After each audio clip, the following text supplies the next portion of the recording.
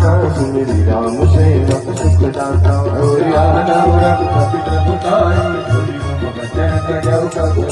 तुलस चरण कर पतंग समान रघुपति बाण किसानु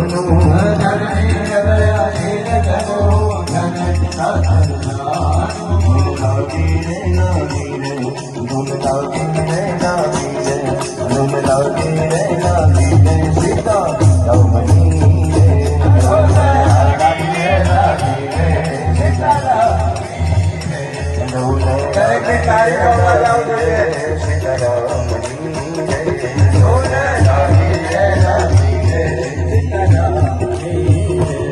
सीतारामणी रे राधे श्यामणी रे सीतारामणी रे राधे श्यामणी रे सीतारामणी रे राधे श्यामणी रे सीतारामणी रे राधे श्यामणी रे बोलो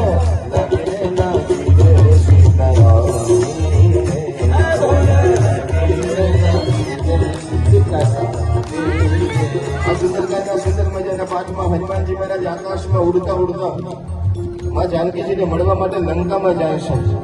એ કથાને ગાવા માટે હું ને તમે અત્યારે અહીંયા બેઠા છે.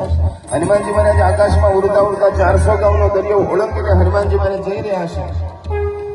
હનુમાનજી સીતાજી પાસે પહોંચે છે અને ભગવાન રામે જે મુદ્રિકા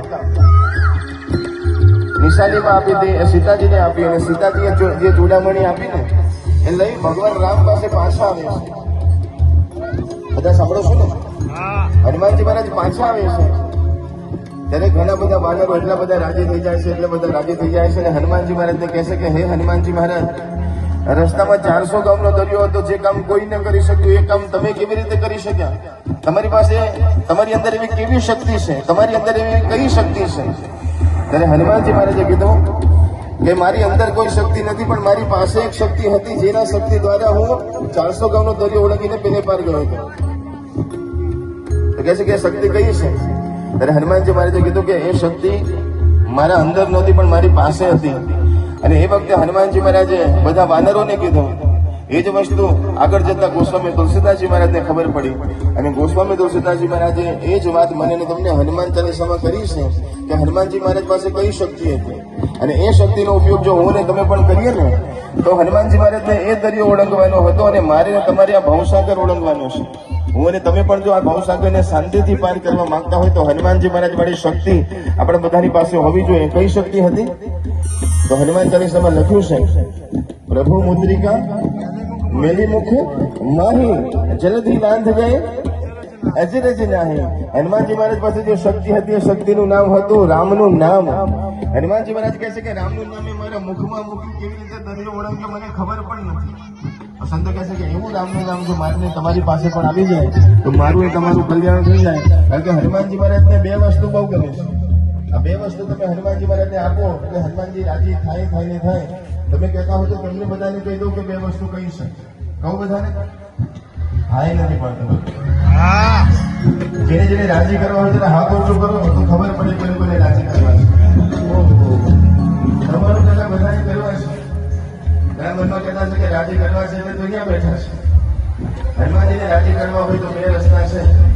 એમાં સૌથી પહેલો રસ્તો હનુમાનજી મહારાજ સેનાથી રાજી થાય. હનુમાનજી સેના રસિયા છે. આપણે બધા અહીંયા બધા બેઠા છે ને, આપણે બધા પણ કોઈ ને કોઈ વાતના રસિયા હોય. બધા અલગ અલગ વાતના રસિયા હોય. ઘણા ગાવાના રસિયા હોય, જયારે જુઓ ત્યારે ગાતા જ હોય. ઘણા ગાવાના રસિયા હોય, ઘણા નાવાના રસિયા હોય. એ બાથરૂમમાં જાય એટલે એને કહેવું પડે કે બહાર નીકળે, ટાંકીમાં પાણી પૂરું થયું બાપા, બહાર નીકળો. ઘણા ગાવાના રસિયા, ઘણા નાવાના રસિયા, ઘણા ખાવાના રસિયા.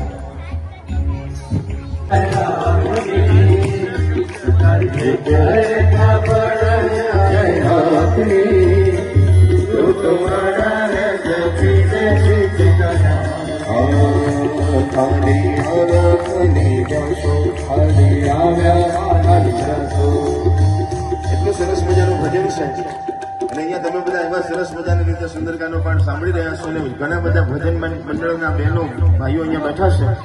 તો આટલા બધા લોકો બેઠા હોય તો બધાનો અવાજ કેવો આવવો જોઈએ? અને જે ગાતા નથી એને પાણી પીવડાવે છે, અને જે ગાય છે એને પાણી પીવડાવતા નથી. બોલો જબરું કરે છે. થોડી વાર માટે પ્રભુ રહેવા દો, પછી બધાને પીવડાવજો, કારણ કે ઘણાને સાંભળીને તરસ લાગે છે. બોલો બધાએ ગાવાનું છે મારી સાથે. ખાલી આવ્યા ખાલી જશો, ખાલી આવ્યા ખાલી જશો, એ સાથે સુંદર લઈ જશો, સાથે સુંદર લઈ જશો, જીવન ધન્ય રે બનાવો ભક્તિ ભાવથી, જીવન ધન્ય રે બનાવો ભક્તિ ભાવથી, તું તો મારા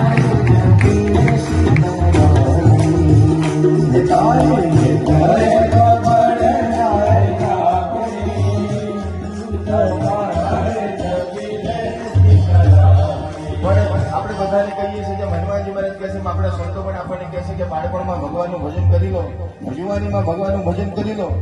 તો બધા શું કહે છે કે આ બધું તો અત્યારે ના કરવાનું હોય, ઘડપણમાં કરવાનું. ક્યારે કરવાનું? જયારે આંખે દેખાવાનું બંધ થાય પછી દર્શન કરવા જવાનું, જયારે મોઢામાં બોલવાની તાકાત ન હોય પછી ભજન ગાવા જવાનું હોય, અને જયારે હાથમાં તાળી પાડવાની તાકાત ન હોય પછી ભોજન મંડળમાં નામ લખાવવાનું, પગમાં ચાલવાની તાકાત ન હોય પછી તીર્થોની યાત્રા કરવા જવાનું, અને જયારે કોઈ કામના ન રહીએ પછી મંદિરે જવાનું. ભગવાન પણ એમ ના કે ઘણી વાર મનમાં બેઠો બેઠો કે હવે તમે કોઈ કામના નથી, મારે કોઈ કામ નથી તમારું, પણ ભગવાન નથી કહેતો. ભગવાન કહે છે કે કઈ વાંધો નહીં, ઘડપણમાં આવે તો ખરા ને. ઘડપણમાં ભગવાનનું ભજન કરો તો બહુ સારું, પણ ઘડપણમાં ભગવાનનું ભજન થશે નહીં. આવી રીતે 2 કલાક બેસવું હશે તો બેસાય નહીં, કારણ કે ઘડપણ બહુ જોરદાર છે. કેવું છે ઘડપણ? કે ઘડપણ ઘોડે ચડીને આવ્યું રે, ઘડપણ ઘોડે ચડીને આવ્યું રે, ઘડપણ ઘડપણ અરે ઘડપણ ઘોડે ચડીને આવ્યું રે, ઘડપણ ઘોડે ચડીને આવ્યું. ઘડપણ ઘોડે ચડી આવ્યું એનો મતલબ કે ઘડા થયાની પહેલી નિશાની કે સૌથી પહેલા માથાના વાળ માથે ચડીને આવે, એટલે પહેલું માથાના વાળ જે કાળા હોય ને ધોળા થવા લાગે એટલે સમજી લેવાનું કે હવે ઘડપણની પહેલી ચિઠ્ઠી આવી છે. ઘણા કહે છે કે ભગવાન લઈ જાય તો ભલે લઈ જાય, પણ ચિઠ્ઠી મોકલતા હોય તો સારું. એમને અચાનક લઈ જાય છે, અચાનક કોઈને ભગવાન લઈ જતા નથી, ચિઠ્ઠી મોકલે છે. આ પહેલી ચિઠ્ઠી, માથાના વાળ ધીરે ધીરે સફેદ થાય એટલે સમજવાનું કે હવે ધીરે ધીરે તૈયારી કરો. આ લોકની તો બહુ તૈયારી કરી, હવે પેલા લોકની તૈયારી કરવાની છે.